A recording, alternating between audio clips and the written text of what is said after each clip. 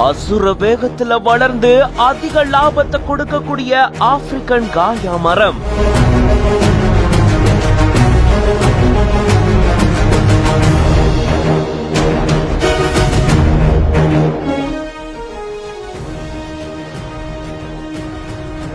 தேக்கு மரத்துக்கு இணையான பல பொருட்களை தயாரிக்கிறதுக்கு ரொம்பவே உதவிகரமா இருக்கு. 13 ஏக்கர்ல லட்சக்கணக்கான மரக்கன்றுகளோட மரங்களுக்காகவே பிரத்யேகமா இருக்கக்கூடிய நர்சரி கார்டன் தான் இது.